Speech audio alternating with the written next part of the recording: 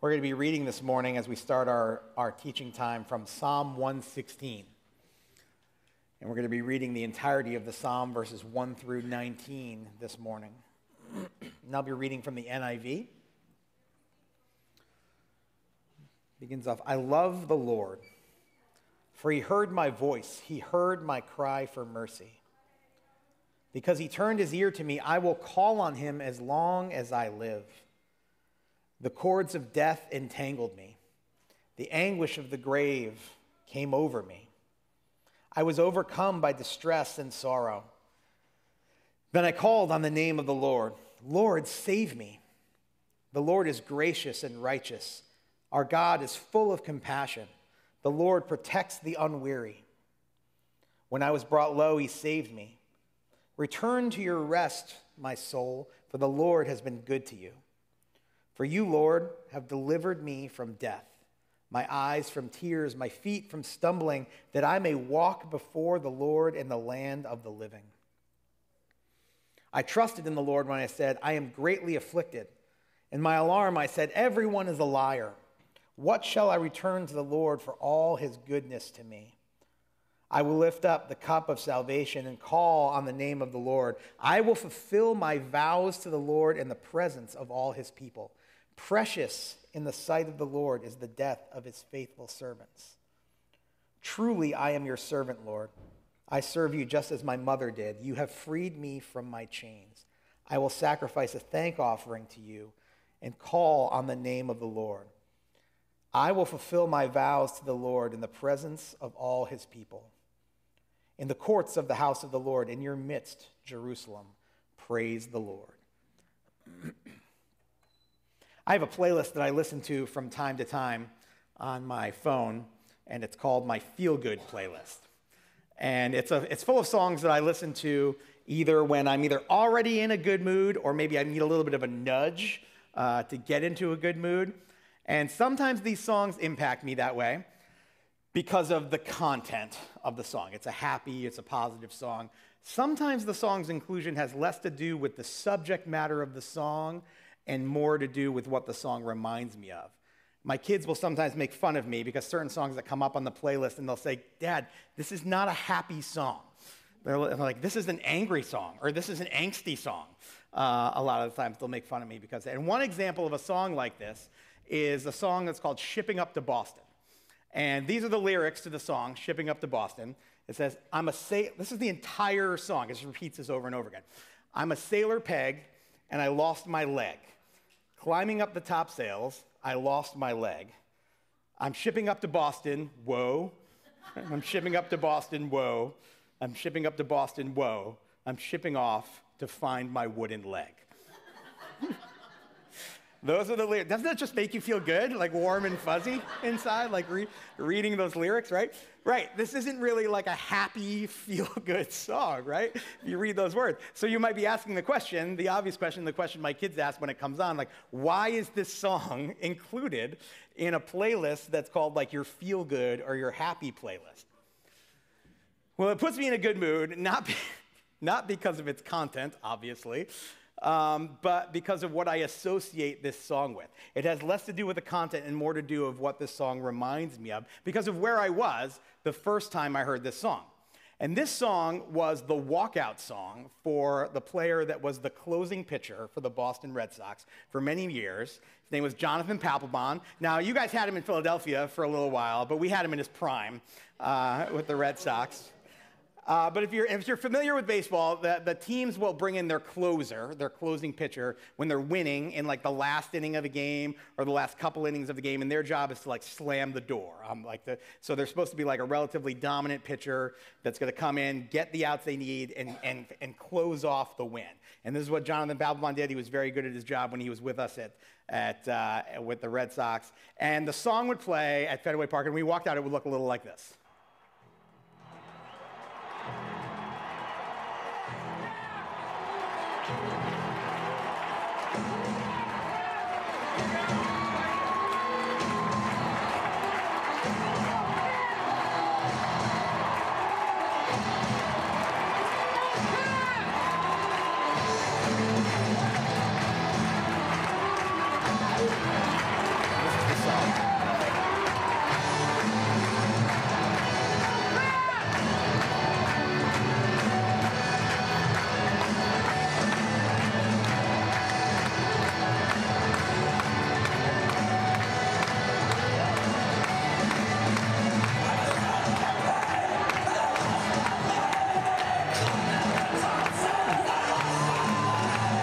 Doesn't that song just make you feel happy? No. But I've been in Fenway Park several times when this song has come on and the crowd gets really excited and they start to go crazy. And every time I hear this song, it brings me back to some of those moments in my mind. It just reminds me of fun times in my life, and that's why that song makes me happy. But, I'm sure we all have similar experiences in our lives, right, where we hear songs and songs that just anchor us back to specific moments or specific experiences in our lives for when we heard those songs. And to give you an idea of kind of like what I'm talking about, we're going to play a little game together this morning, all right? I'm going to play a few seconds of a classic or popular TV theme song, all right? And I want to see how many of you can remember these shows from your past. Just hearing a few seconds of the theme song. Now, you'll hear the theme song, and then the word answer is going to show up on the screen, and when that comes up, if you know it, you can just go ahead and you can shout it out, all right? So here we go. Here's going to be the first one. Here we go. Now this is a story all about how my life got flipped, turned upside down, and I'd like to take this one is Fresh Prince. Fresh Prince of Bel-Air, all right. Good. All right. Here's number 2. These days Yep.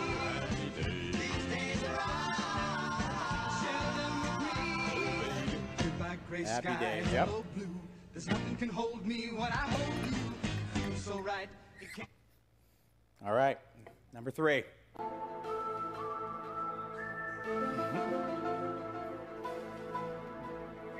Yep. It is X-Files. All right, here's the next one. Oh, good, yeah. Yep, this one is Stranger Things.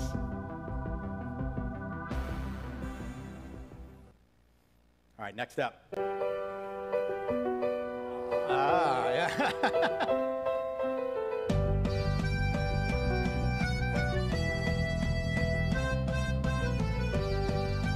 The Office. Yep, The Office. Yep. All right, here's the next one.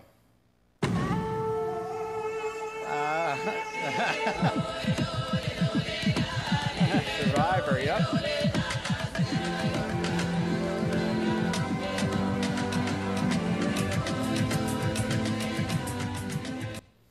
All right, next up. Ah, nice.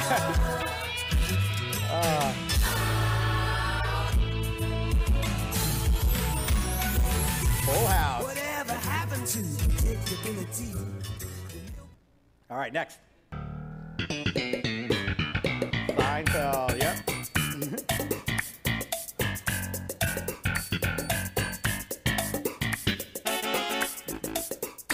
There it is, Seinfeld.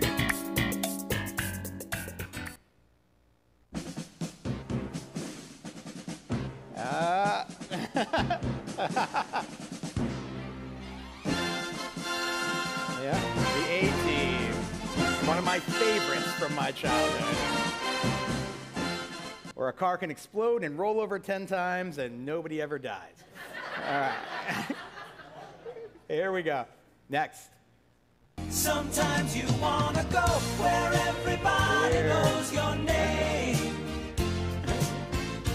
and they're always glad you came. You wanna be right, where cheers. you can see our troubles are all the same. All right, who's 10 for 10? Nobody wants to admit it. I got a couple of guys in the back. So what do we learn from that other than some of us watch too much TV, myself included? So how many of you, just thinking about hearing those songs, you found yourself maybe transported back in time a little bit to where you were, maybe who you used to watch those shows with, if they were some of your favorite shows? Excuse me.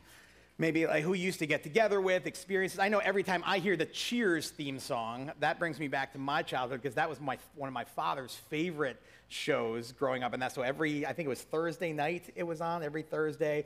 That would be on the TV. That was before you could just watch whatever you wanted, whenever you wanted, right? You had to be actually in front of your TV at a particular time when something was going to air. But songs have a powerful way of pointing our minds back to significant or memorable moments in our lives. Songs help us remember. Songs have a way of anchoring us to important moments in our lives. And it's this reality that we're going to be talking a little bit about this morning as we come to the last week in our summer series that we've been calling Summer Playlist. And in this series, we've been looking at the book of Psalms, which has been the playlist for God's people for over 3,000 years. And it's full of songs for every occasion. And the psalm that we read this morning is what we call a thanksgiving psalm. And before we get into the details of this particular psalm, I want to talk a little bit about what is this thing, what is a thanksgiving psalm? Thanksgiving psalms are songs in the Psalms that fall between a couple of other types of Psalms that we've spoken about in this series. They kind of fall between Psalms of praise and Psalms of lament. Now, these Thanksgiving songs know all about the reality of pain in all of its different forms and the way it exists in the world. They talk about things like mistakes and betrayal and being treated badly and suffering and feeling threatened, all these things that are part of the messed up world that we live in. But what makes these stories different from lament psalms, which lament psalms are also focused on the pain and suffering that we might experience in the world, but what makes them different from lament psalms is when these songs are taking place. The suffering is, for a lament psalm, the suffering is what a person is going through right then and there. But in a thanksgiving psalm, they're talking about pain and suffering that's already happened in the past. And even though these songs talk about pain and suffering in life, they also show that the singers believe in the grace and power of God who has redeemed and transformed them and worked powerfully in the midst of that difficult time.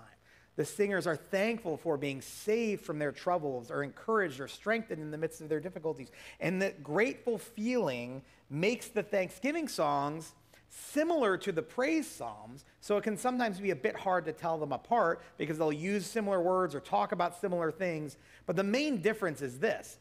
Thanksgiving psalms come from a place of recognizing pain and chaos in the world that's not the way that God wants it to be, not the way it's supposed to be, but then thanking God for acting in the midst of that pain and suffering. Now, let me say that again.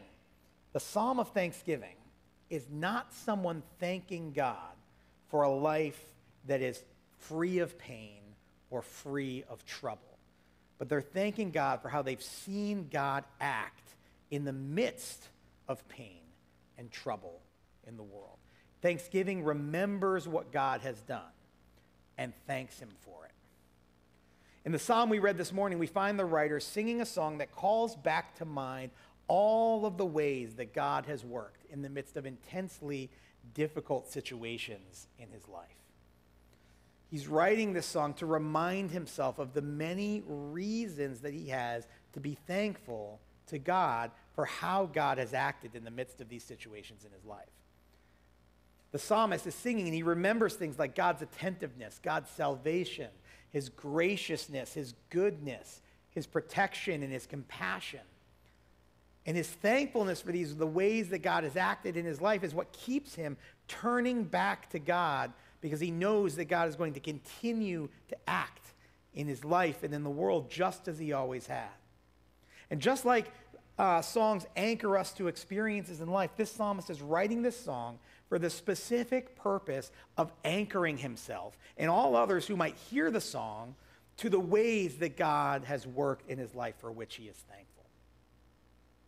So, and that's going to be what will guide our time this morning as we focus on the big idea that thanksgiving anchors our trust in God's faithfulness. The psalmist here is using this song to ensure that he never forgets how God has acted in his life. in the midst of intense difficulties.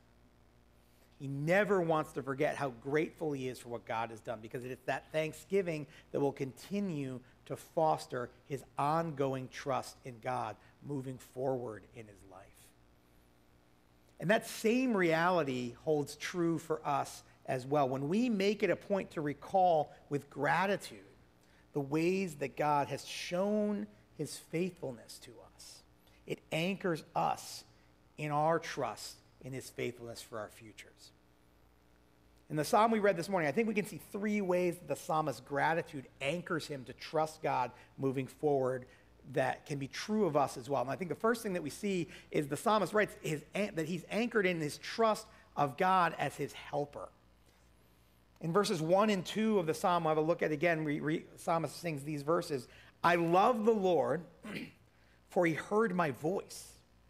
He heard my cry for mercy, because he turned his ear to me. I will call on him as long as I live.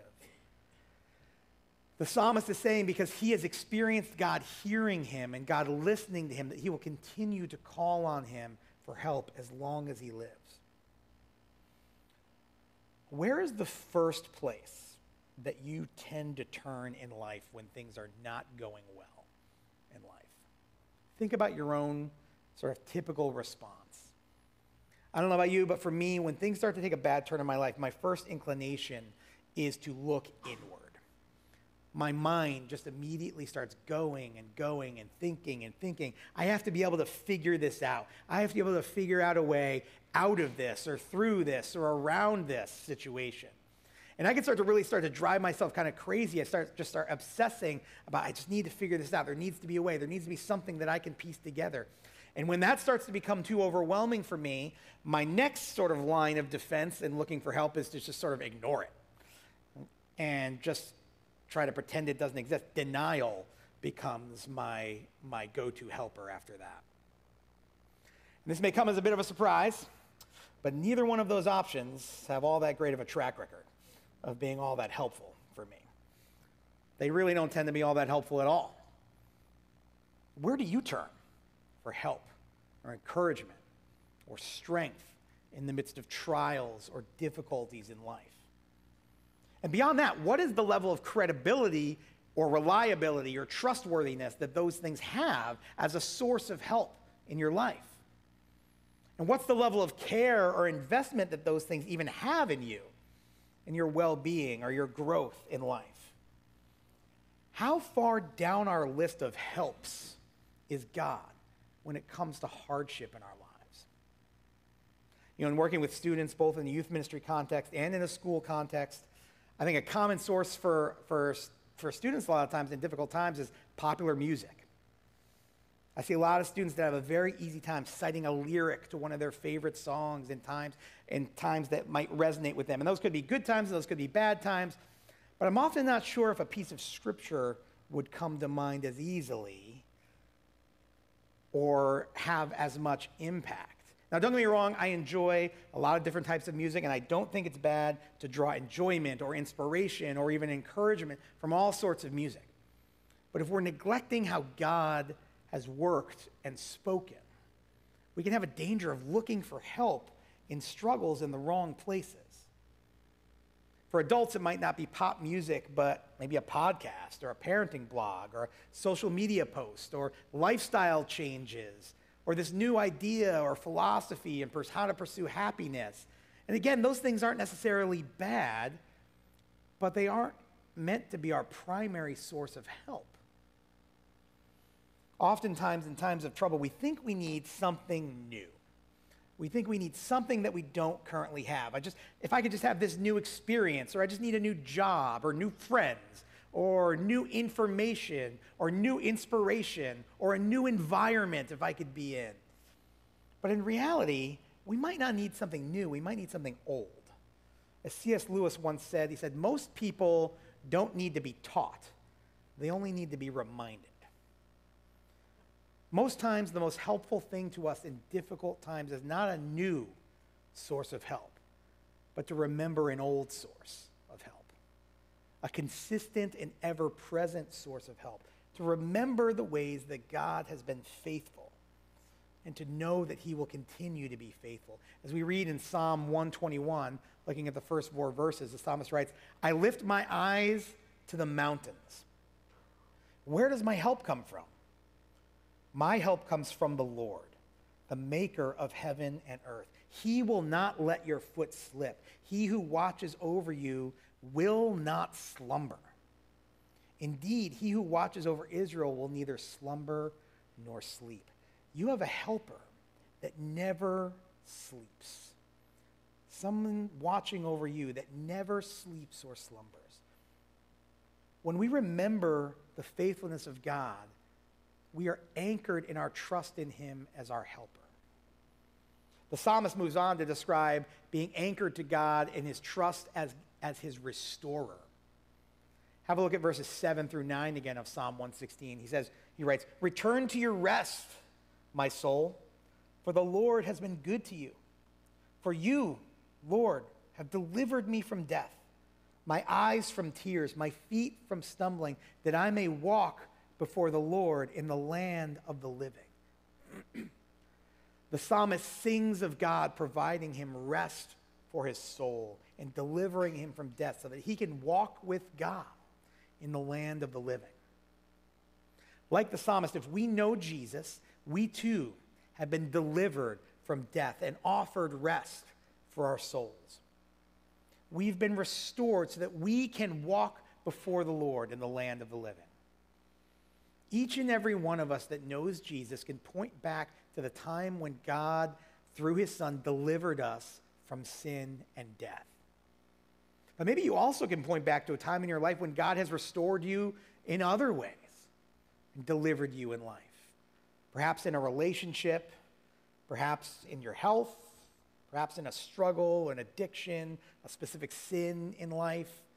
All of us who know Jesus, though, whether we've had that type of experience in our lives yet or not, have the promise of future, permanent deliverance from pain and death to look forward to when we live with Jesus in eternity and he sets all things right in the world. God has restored us so that we can walk with him. He brings glory to himself in that restoration, and we're called to continue to bring glory to him as we walk with him in this world. This is an idea that we're going to be hitting on a little bit more in our next teaching series that we're going to begin in a couple of weeks in the fall. In September, we have a series that's going to be called Gifts for the Common Good, where we're going to be talking about how in our restoration, God uniquely gifts and equips us to serve him. We're going to be talking a little bit more about that. But when we recall how God has restored us, we trust that he will continue this work of restoration in us and the world. And then we desire to walk with him and allow him to use us as part of his work in the world. Which leads us to the last anchor of trust that I think we find in this psalm. The psalmist, thanksgiving, anchors him in his trust in God as his master. We read the psalmist's words in verses 16 through 19 where he writes these words, truly, I am your servant, Lord. I serve you just as my mother did. You have freed me from my chains. I will sacrifice a thank offering to you and call on the name of the Lord. I will fulfill my vows to the Lord in the presence of all his people, in the courts of the house of the Lord, in your midst, Jerusalem. Last week, Andrew was speaking to us about the royal psalm. He was in Psalm 72, and he spoke of a question that psalm brought up, which is the question of, who do you long for? And in responding to that question, he said this. He said, we all, deep in our hearts, are longing for someone who will lead with fairness, justice, and mercy.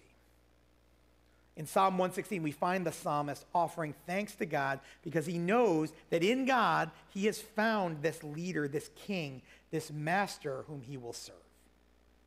Now, you might hear that word master, and you might immediately bristle at that.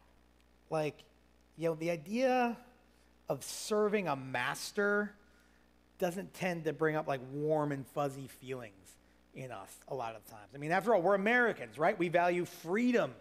We value independence. We value self-reliance. We value being being the masters of our own fate and dictating our own lives. I don't want a master. Well, I'd like to offer that whether or not we have a master isn't really a choice that we have. But the only choice that we actually have is whether we serve a trustworthy master or we serve an untrustworthy master. Because each and every one of us, whether you realize it or not, you're here this morning, you serve a master. You have a master that guides and dictates each and every decision you make in your life. Your master might be your career. Your choices and priorities dictated by what's going to move you further up the ladder, give you more success, or achieve more for you. Our master could be our image, with our choices being dictated by what's going to give off the right perception of who I am to those around me.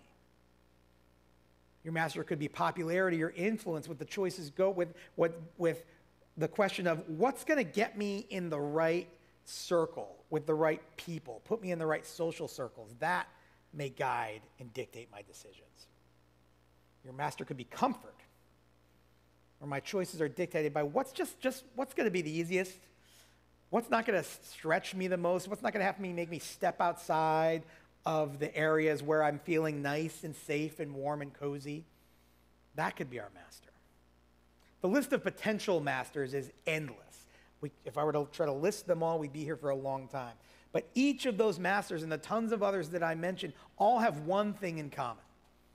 They are untrustworthy masters that will eventually let us down. They will not fulfill their promises. Many of us know, especially over the last couple of years, how quickly our career stability can change with shifting economics. Social circles can change on a whim.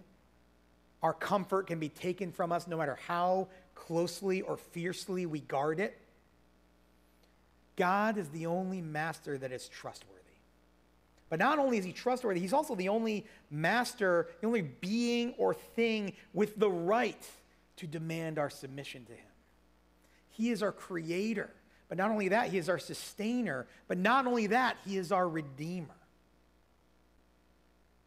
He is the only master that will lead in fairness, justice, and mercy. And in the psalmist calling back to mind the many ways that God has shown his faithfulness, he anchors himself to this reality that God is the only trustworthy master that he will ever serve. He uses this song to ensure that he will always remember the faithfulness of God that he has experienced, and will strengthen his resolve to never wander from his trustworthy helper, restorer, and master. You know, we're starting up school with students this week, and at Lakeside where I work, when the weather's nice, like now and then more towards the end of the year, we put up these big tents outside on the campus like this one. And we put up these tents so students can do more activities outside, classes can meet outside, you know, we can do staff meetings outside, things like that. But, you know, when you watch the tent get put up, before the poles are in the tent just kind of sits on the ground like this shapeless plastic tarp with no real purpose or use. But once the poles are assembled and attached, the tent takes its form, takes its shape, and gets raised up. Some of the tents we have at Lakeside, though, are a little bit old. So occasionally there ends up being, like, they get stretched out a little bit. There ends up being a little bit too much slack in the tent and not enough tension on the poles. So on a windy day, the wind will blow so hard that it'll lift the tent off of one of those poles sometimes. And then the pole will just kind of fall to the ground, and the tent will start to, like, flap around. And if too many of the poles fall down, eventually the tent falls down. So we got to make sure we put those poles back up as soon as they fall down. The poles need to be securely attached. When we have significant experiences of God's faithfulness in our lives, those times are kind of like the tent poles of our lives that shape and support our ongoing trust that God's faithfulness will continue in our lives. But like our tent on a windy day, if we lose our connection to those tent poles, that trust and that commitment will begin to lose its shape and lose its form and will eventually fall. So let me ask you this question. How are you intentional about maintaining your connection and remembrance of the tent poles of God's faithfulness in your life. The psalmist wrote a song about God's faithfulness. Hey, if you're a songwriter, go for it. But you might be thinking, I'm not writing any songs.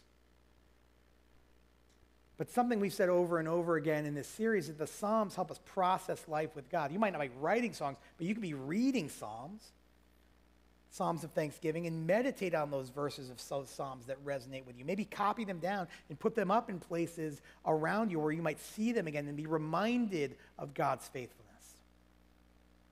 I came across a couple of other unique ideas that people have had about ways of remembering God's faithfulness to them.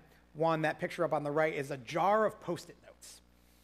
And they just, during a time when they sense God at work in their lives or strengthening them or encouraging them, they just take a Post-it note.